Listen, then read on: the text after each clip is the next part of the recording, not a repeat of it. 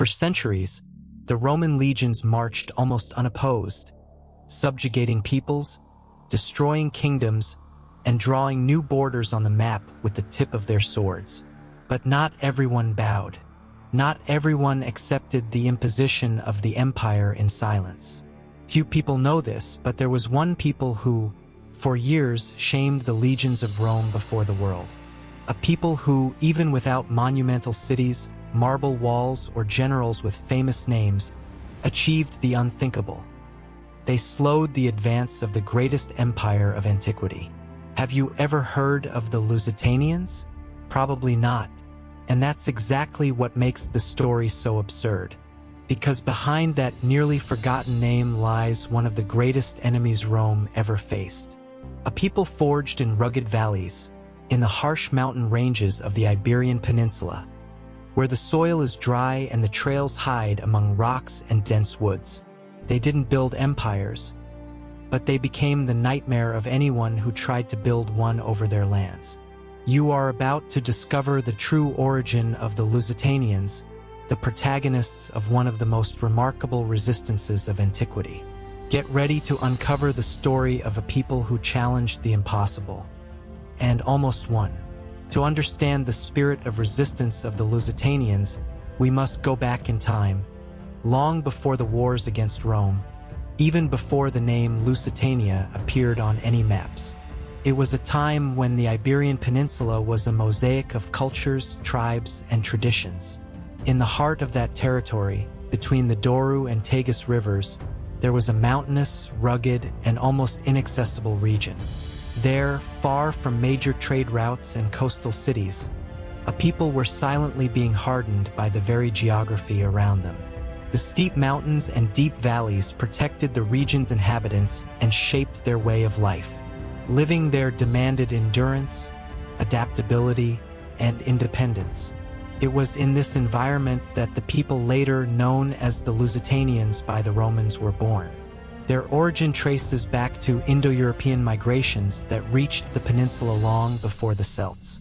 Though they later had contact with the Celts and even adopted some of their weapons and customs, the Lusitanians maintained a distinct, unique, and fierce identity, recognized even by the Roman chroniclers who faced them. They had no absolutist kings or large urban centers. Their communities were organized into small villages, often isolated, each led by leaders elected through merit and prestige. Power came from courage, skill with the sword, and respect earned through battles and wise decisions.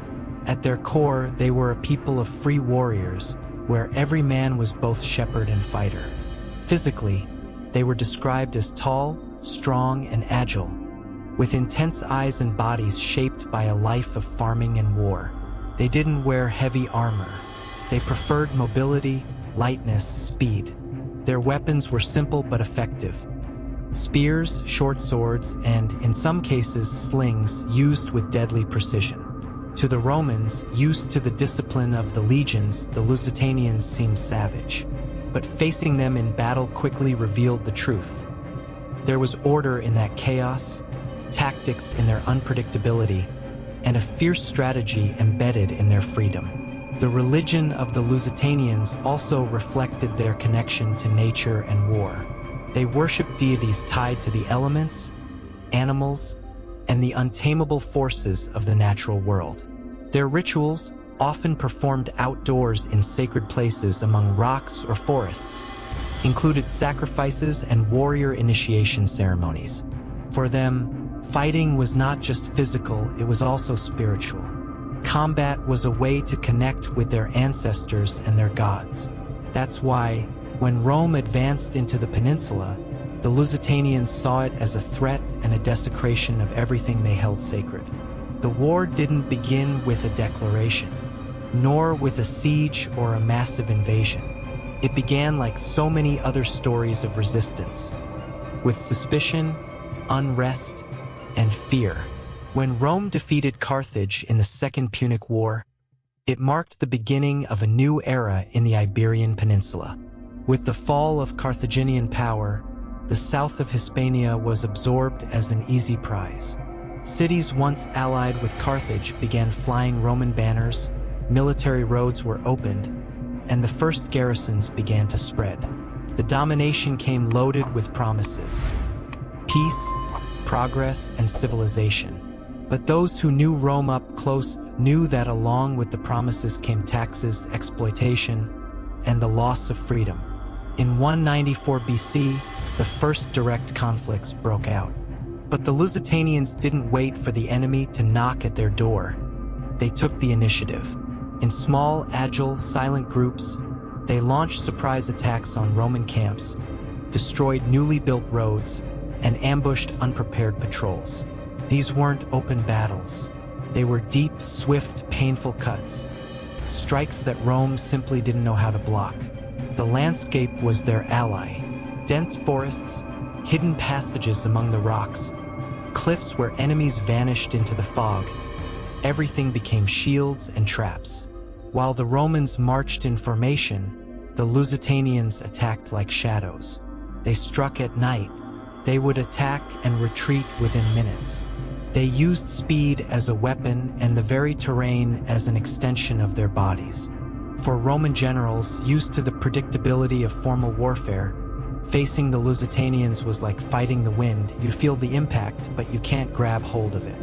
And frustration began to grow within the legions. Little by little, the soldiers realized they were not facing a typical enemy. They were not disorganized barbarians, nor desperate peasants. They were seasoned warriors with deep tactical knowledge. And so began a war that would last for decades. A war that Rome had never anticipated. And one that, despite all its power, it would never fully be able to control. After years of ambushes and unexpected victories, Rome began to realize that the war against the Lusitanians wouldn't be won by force alone. With each territorial advance, new pockets of resistance would emerge. With every village plundered, new warriors were born, driven by hatred and a thirst for revenge. It was in this context that, in 179 BC, the figure of Tiberius Sempronius Gracchus appeared, a Roman consul who seemed willing to try something different. Unlike his predecessors, who relied solely on violence, Gracchus offered the Lusitanians a truce. For the first time, Rome extended a hand in peace, though the Senate itself viewed the gesture with suspicion. The treaty negotiated by Gracchus promised stability, the return of lands, and an end to hostilities. Many tribal leaders accepted. They were exhausted, wounded, and saw in the proposal a chance to preserve their clans. For a moment, silence settled over the mountains. Swords were sheathed, watchful eyes rested. But Roman peace was, more often than not, a prelude to something far worse. When Gracchus left the province, Rome began to show its true face once more. Diplomacy vanished as quickly as it had appeared. In its place returned greed, opportunism, and the hunger for conquest. New governors arrived in Hispania driven not by honor, but ambition. For them, treaties were mere scraps of paper. And if betrayal, bribery of tribal leaders, or the destruction of entire villages was required to achieve success, so be it. It was in this context that, in 152 BC, one of the most infamous names in this story emerged: Servius Sulpicius Galba. Galba had no regard for the rules of war or for his own word. To him, the treaty with the Lusitanians was a nuisance, an obstacle standing in the way of his plans for personal glory.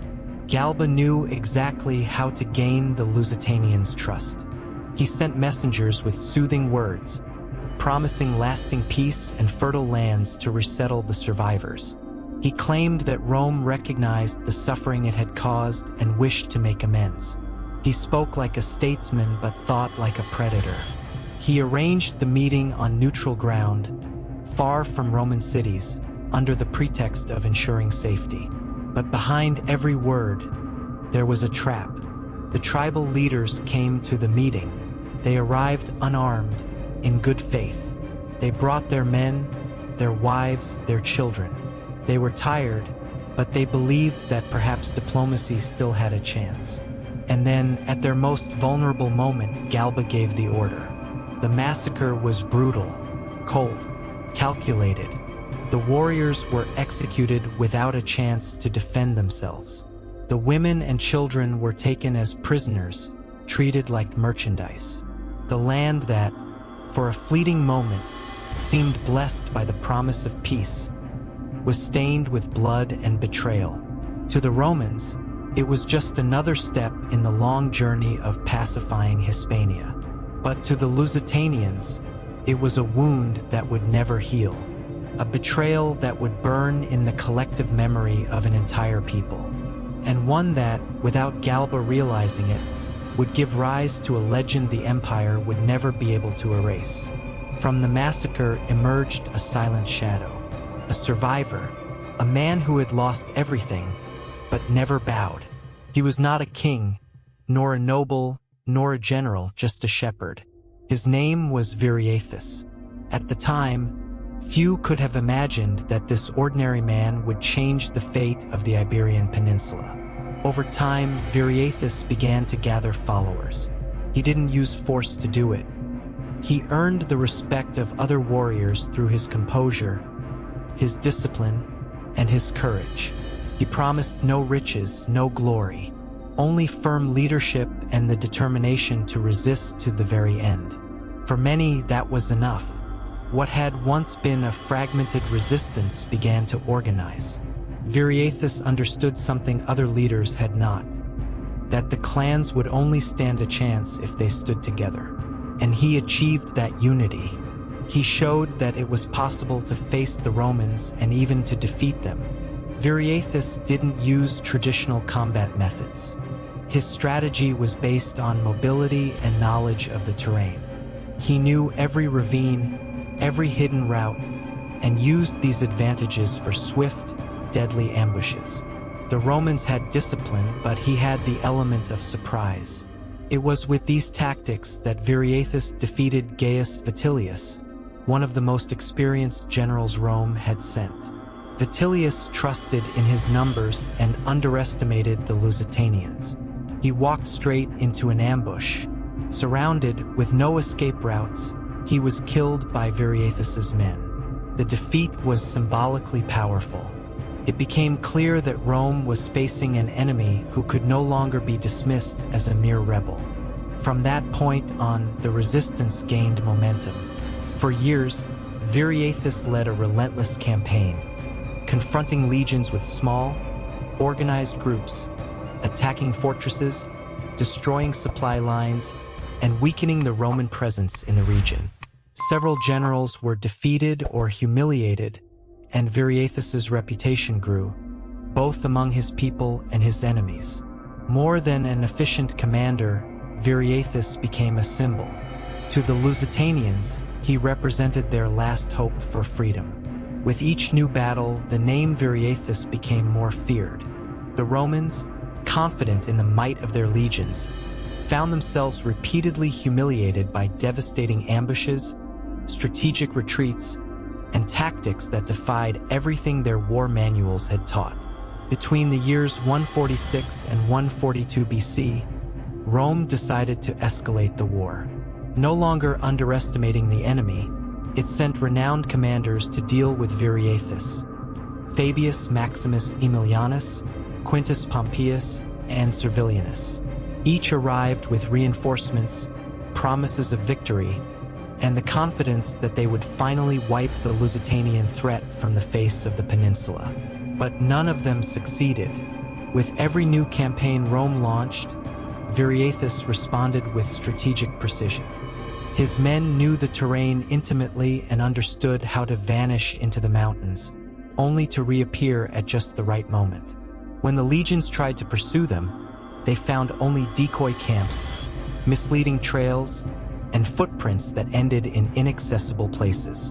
And when they let their guard down, the attack would come swift, accurate, and devastating. Fabius Maximus was forced to retreat after repeated failures. Quintus Pompeius, under pressure from mounting losses, had to negotiate to avoid total defeat.